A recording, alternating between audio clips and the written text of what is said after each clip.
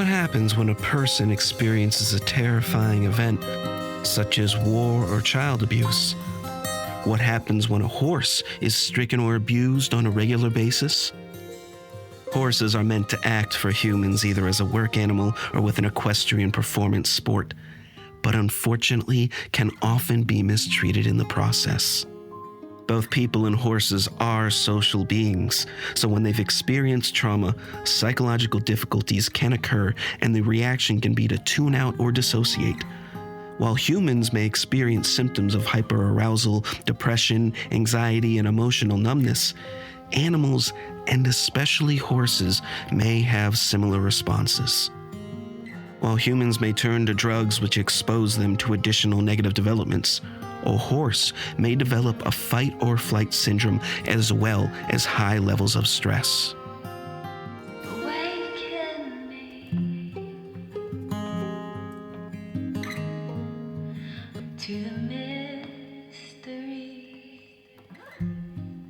I'm Dr. Daniel Fredman, and I'm a psychiatrist.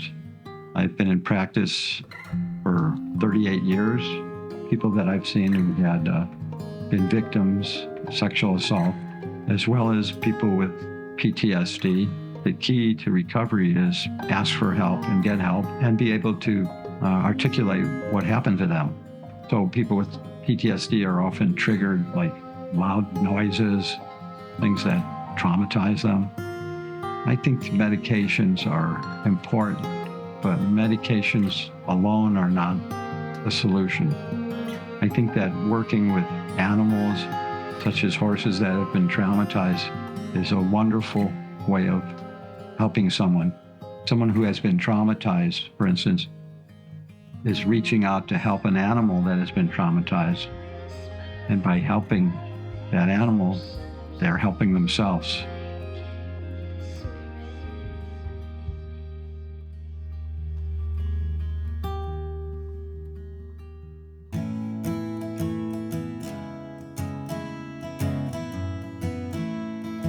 I'm Noreen O'Shea. I'm the director of Gift Horse Equine Connection, and I'm the founding member. My motivation in creating this nonprofit was to create a central location where horses could be accepted who've had physical or a mental breakdown from their careers, either in the racing industry, the show world. Sometimes they were just a poor fit for their former owners. And also a center of healing where people with childhood traumas or children, traumatized children, could come and focus on the horses' issues and also receive therapeutic counseling and begin to heal. And today we'll be working with one of our horses, LJ. He's been in our program for a year. We were able to film him when he first entered our program. The way I think that we're different is we are a consent training facility. All our horses might have been trained or not. They might have been ridden, but we start over. I'm fortunate to have on our team Sierra. She's currently a University of Arizona student. She's been riding since she was 6 years old. As a teen, she's a very accomplished rider, and she absolutely adores horses. So my job essentially is to work with the horses that we've taken in, whatever that means. So some of them it means riding and exercising and doing patterns and just feeling them out, getting them used to having a saddle on their back again. Get them happy again, essentially. So our process is mindful interaction between our horses and children and adults coming to our facility. The focus is the horses healing, and after each session, the children and adults meet with our therapist to process.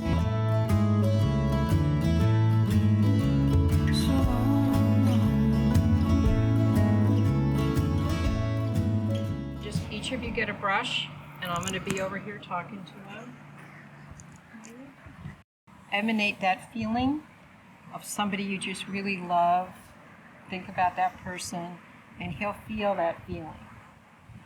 So we just want to let him know that he's loved and that we connect and that we care about him. And now we're just going to end with some petting.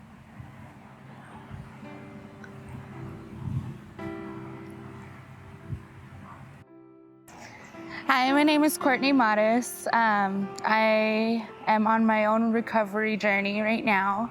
I'm healing and learning and growing as well. I have been through a lot of traumatic experiences in my life from my childhood leading up to last year. In my childhood, I experienced a lot of abuse. My dad used to beat my mom a lot, so I grew up around a lot of violence. I was also prone to sexual abuse as a child with a family member, and I've also been sexually abused by strangers. And my outlet was to go to drugs and alcohol. That was the way I released my anger and my frustrations, and throughout the years it got worse. I was blessed with going to jail and starting a whole new life. I got released to a really amazing program called Drug Court, and they've helped me a lot.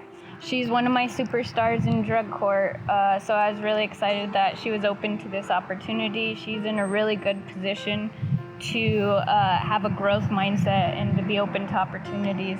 So as I was telling her about Gift Horse and being here today to meet the horses and learn about equine therapy and how the healing is reciprocal, she was completely open to the experience. So, Well, when LJ first walked up, I was like, oh, this horse is really gorgeous. Very, very beautiful horse. You could see he's timid. You could see he's a little scared. And once I started petting him, I could feel like his pain that he's gone through. I actually almost started crying. I could feel like this heaviness in my chest. I've grown a lot and I became more responsible. I'm sober and I'm really happy with my life, when before I was really depressed and my anxiety had a hold of me. And now, you know, I have goals and I'm ready to take on the world. When we got LJ, he was in a very large arena. He was running away, and we had a U of A student, Dan, come, and he was interested in learning how to work with a traumatized horse.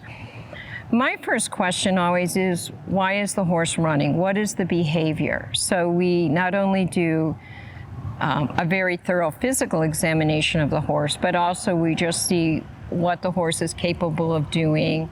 Will it come to us naturally? Is it comfortable with being touched? Great. So what we're going to be doing today is an exercise called Join Up, which shows horses when they are mentally sound, wanting human connection. They crave it, and they want to be with you, and they want to please you and connect with you. So today we're going to be using Candy, who is one of our horses in the therapy program, and she's very mentally sound, very happy, loves people, and loves her life.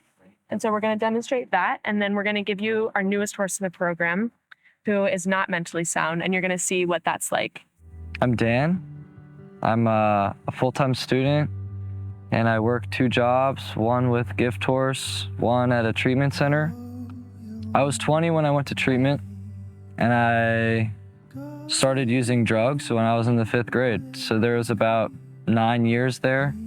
So what you're going to be doing is you're going to take the lead rope or something, and you're going to push her away. Get her away from you. And then get her going. Away.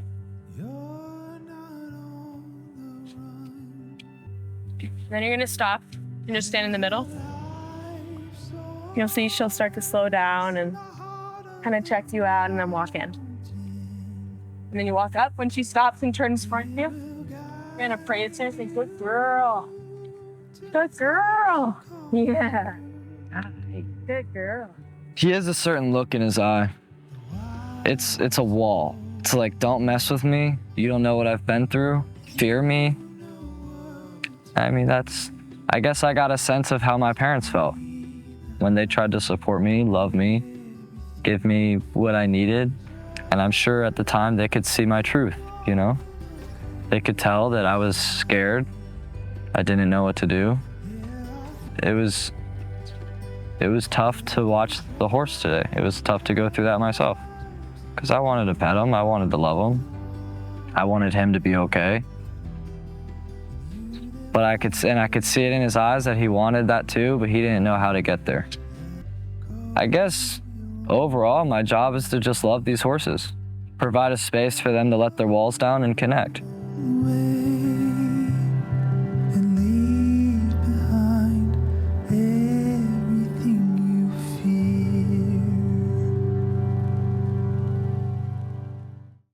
Garrett Gardner is a professional musician who appeared on The Voice at the age of 17. Pressures of the music business can take a toll on many, but certainly at a young age. I like to think that animals can tell that I like them, you know? They absolutely can. So we're just gonna turn around and walk away. Okay. We're not gonna- Ready? I think she's following us. Girl, now we praise her. Say thank you.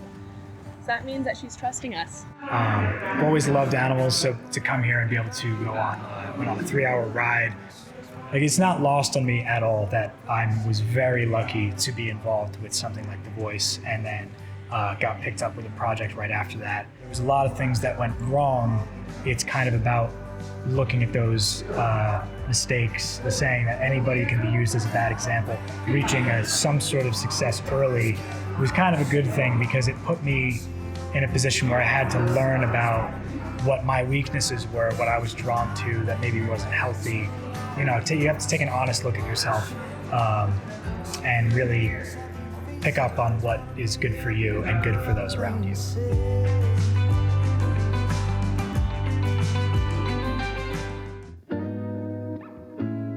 My name's Michael Hutchison.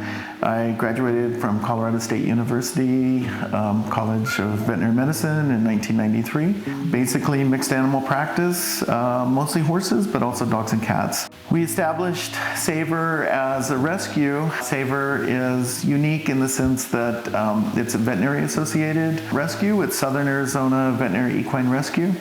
So I've worked with rescues throughout my entire career. Unfortunately, I have always been the last person involved with cases, typically for euthanasias after things go badly. So the veterinary role in horse rescue has typically been very, very small. So uniquely, we're allowed and able to have veterinary intervention and involvement from the very beginning of the horse rescue process.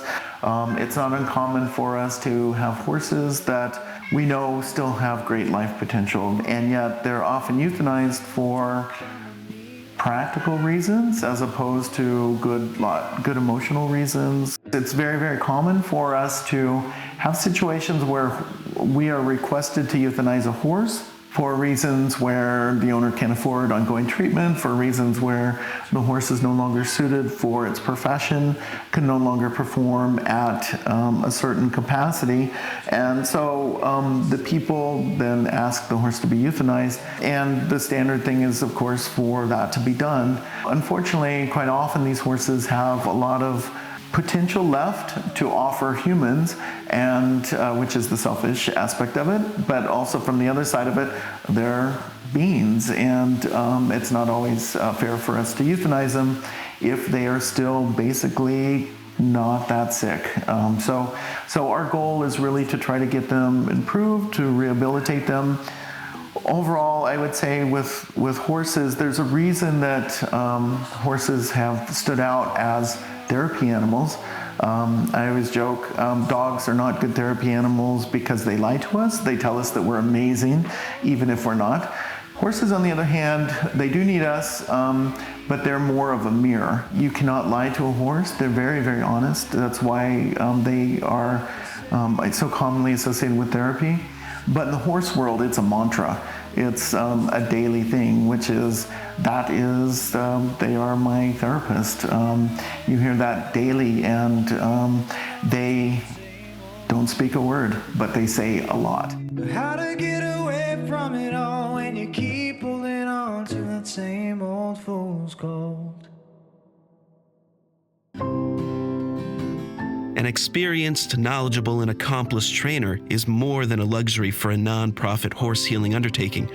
A thorough understanding of equine behaviors and emotions allows for the animal to work through its conflicts. So basically, the routine that I have done with her, starting in the beginning, was I introduced her to the round pen. I got her to walk and trot and canter both directions of the round pen, understand what I wanted. Then I introduced the saddle, put the saddle on, had her go both directions with the saddle on. Then I introduced the bridle, put the bridle on, did the same thing. I put the bridle on, I get her used to the bridle, and I have one rein tied to the side. And what I'm doing at that point is I'm trying to, A, get her to understand how to turn off a pressure. So the rein is tied to the side, it has a little bit of pressure. When she pushes against it, it pulls her in the direction I want her to go. So subliminally, she's learning to turn while I'm actually having the rein pull on the bit. If she decides she's going to absolutely not doing it, once she gives into it, it stops having discomfort and she understands. So you'll see her turn, and then at one point I'll tell her to stop and she'll just stand with her head turned like this because she's understood the pressure. Everything you do with horses, they have a split brain, so their left brain tells them one thing and the right brain tells them another thing, and they don't cross over. So if the left brain did something, the right brain doesn't know it. A lot of people, when they're going around riding their horse and the horse maybe sees a trash can or something on this side and spooks from it, they get used to it, they see it. When you turn around and go the other way, they're going to spook from it again because the right side didn't see it. So you want to do things on both sides. Always do the left, always do the right, just like when we're exercising. After I do that, then I'll get on her. It's all a process of step by step by step, moving up the ladder. And when the horse decides that something is too difficult, they don't understand it, then you spend more time at that maneuver. I feel fortunate to be able to work with Fire because I feel like she's a great animal that wants to be good and wants to learn, but she needs to be treated in the right way so she can do it. I've been very fortunate to have been given many horses over the years that for one reason or another aren't doing their job, aren't happy at their job, aren't happy with what's happening. And I really credit these people who have donated the horses to me, because that's telling me that these people understand enough about animals that they're not doing that specific thing that they want. They're not happy doing it, and that's what they do. Then you know what? The horse needs to go and do something different. Horses are not mean by nature, and what we need to do is we need to let the horse understand that they need that defense mechanism when they need it, but it's not necessary if we treat them correctly and if we handle them correctly and give them a job that they understand. One of our horses is going to be entering the show world.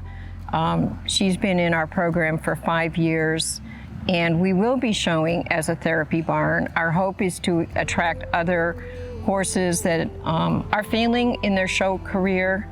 Not only do we offer therapy for children in foster care, but we also offer riding lessons.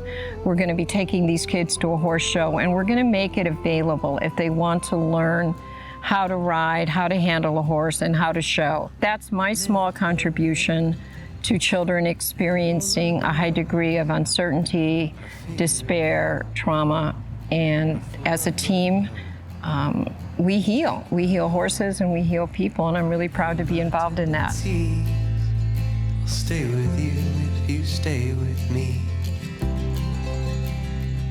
Pull the veil, tugging at the seams, breath and blood and reality fills the gaps and wakes up the dream. I'll be with you if you be with me. Rally those hopes, pick up the pieces. Rally those hopes, pick up the parts. Rally those hopes, pick up your heart. Rally those hopes, pick up the pieces. Rally those hopes, pick up the parts. Rally those hopes, pick up your heart. Lift the veil on the summer night. House is hot, filled with dynamite. Set the table just to set us free. Stay with you, you stay with me. Tell the truth on a winter's end. We made it through. Hi, I'm Sierra. I'm 20 years old and I've been riding since I was 6 or 7 years old. This is Fire. She is one of our rescues. She's about 8 years old now and we got her as a 3-year-old. She came from a very sad and abusive situation where she was traumatized and she was hurt, emotionally and physically. And today was our first show. We take in horses who have been abused, mistreated, or just rejected, and we give them a new purpose. For a lot of them, that's being therapy horses for foster kids, people with PTSD, and for others, it's showing, like Miss Fire here.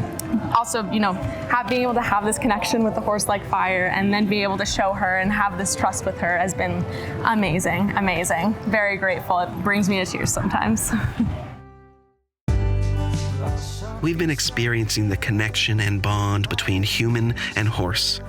The trials and tribulations of trauma for both human and animal can be very difficult to understand and treat.